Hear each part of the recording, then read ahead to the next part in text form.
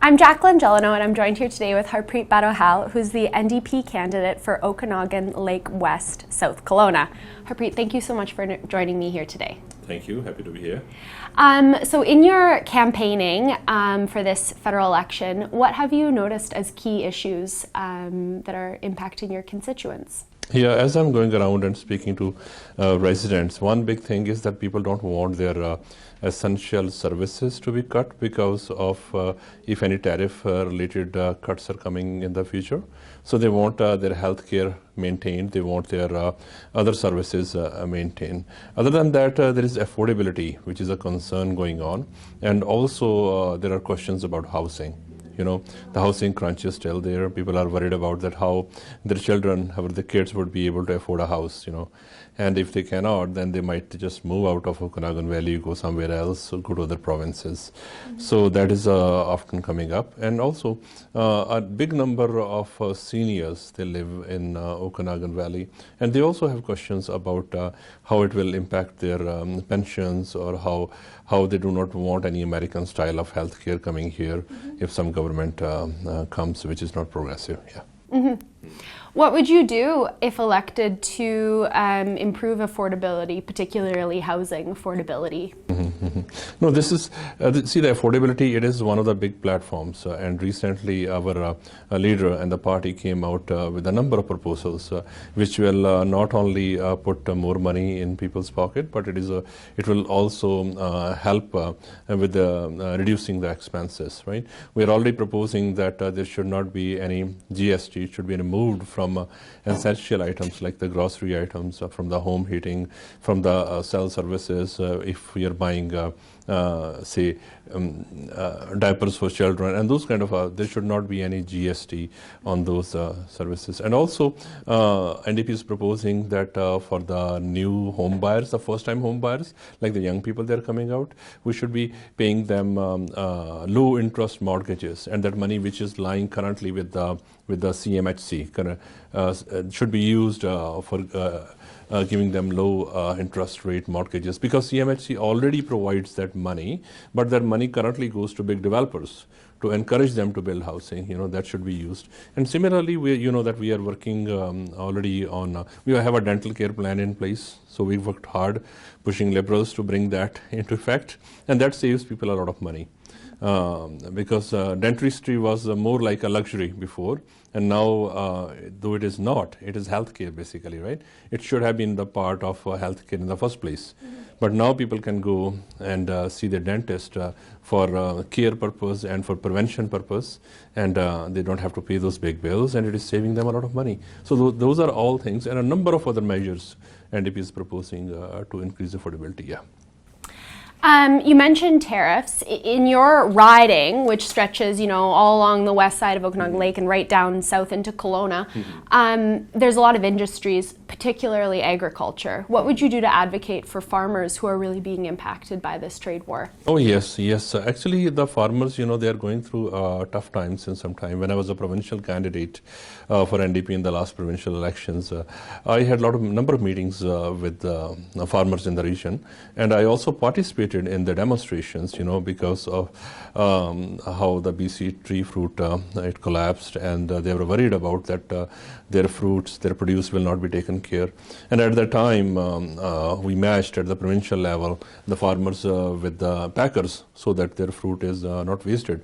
But given the realities how the climate change is going on, there is more and more need to be moving towards the varieties which can sustain any kind of temperature impacts of the future.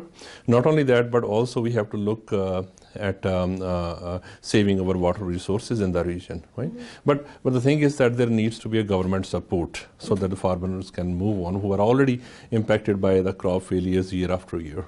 So what in the past they have done is that there have been support provided by the BC NDP government, and now there will be more support I will be advocating for to bring more money federally so that farmers can survive and thrive. Mm-hmm. Yeah. So speaking of climate change, the Okanagan region is disproportionately impacted by climate change, heat domes, fires, floods.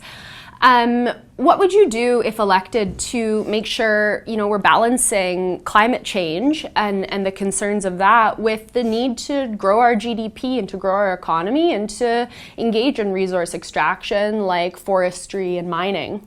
Which in turn impacts climate change. No, I understand that point. And the thing is that usually sometimes it is considered that those are kind of a contrary to each other. No, the development and the environmental protection, they are not contrary. Actually, we can grow our economy. We can have a green development in the economy. We can increase the job. But the point is that what kind of industries you are attracting, what kind of jobs you are attracting. Right? It doesn't have to be the industries which are high in the release of carbon, right? There could be other industrial also. Just like recently, there have been a lot of awareness about moving those fuel-consuming vehicles off the road and replacing them with the battery-operated vehicles. And the prices have been high. The government provided incentives, but that is very effective in a longer period of time. So there could be measures which could be short-term. There could be measures which could be longer-term, right? Now, it depends upon now this is a big riding, as you said, in Summerland, in Peachland, in West Kelowna, South Kelowna. That is a type of discussion which I feel that as a representative I will be having with the governments at the municipal level, governments at the other levels, that what is the industry they see their future in it, because the municipal governments do different kind of a long-term surveys. They find out that these industries are good for, can be sustained in the area, whether it is tourism or the other industries.